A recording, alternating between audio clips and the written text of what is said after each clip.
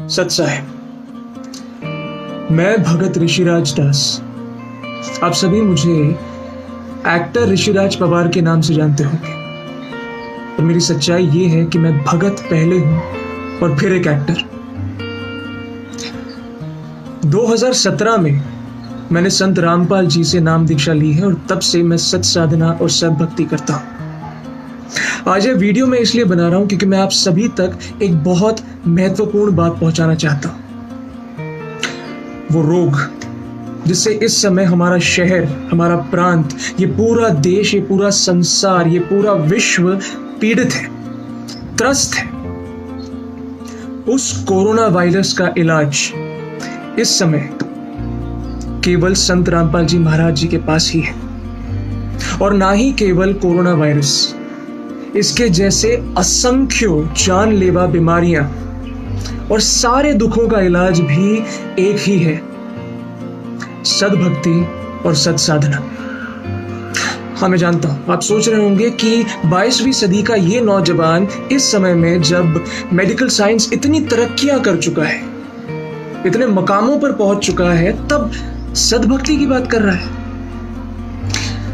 पर हाँ दोस्तों, एक बात हम सभी को समझनी पड़ेगी कि कुछ चीजें मेडिकल साइंस, लॉजिक और प्रैक्टिकलिटीज से भी परे है।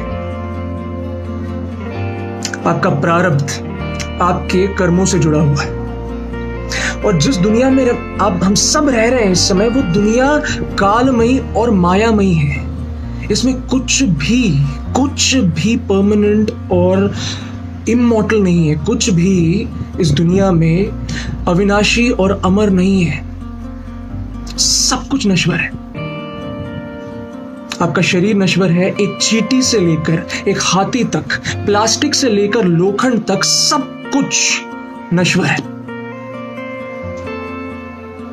और अगर अविनाशी है तो वो है आपकी आत्मा, और वो परमपिता परमात्मा, आपकी आत्मा का जनक कबीर साहिब। जी हां, और इस समय उनकी शास्त्र सम्मत वेदवित सत साधना केवल इस पूरे संसार में एक ही व्यक्ति के पास है। वो है संत रामपाल जी महाराज, जो सभी प्रमाणों के साथ आपको राइट वे ऑफ वर्शिप, यानी कि सरल साधना, सत भक्ति और सही साधना बताते हैं, पूर्ण प्रमाणों के साथ। मेरी आप सभी से हाथ जोड़कर यह विनती है कि प्लीज सत साधना और सत भक्ति की तरफ भी अपना ध्यान ले जाइए, भक्ति कीजिए, अपने कर्म कटवाइए, क्योंकि इस संसार में आपके कर्म केवल आपकी आत्मा के जनक वो परमात्मा कबीर साहिब ही काट सकते हैं। तो भक्ति बहुत आवश्यक है। इस समय कोरोना वायरस से न जाने आगे किन किन प्रकार के रोग आएंगे। जैसे जैसे हम कलयुग की तरफ बढ़ते जा रहे हैं, वैसे वैसे हम पर आक्रमण होंगे, अलग अलग देशों से, अलग अलग रोगों से, अलग अलग तरीकों से। उनसे बचने के लिए केवल साइंस और मेडिसिन काम नहीं आएंगे।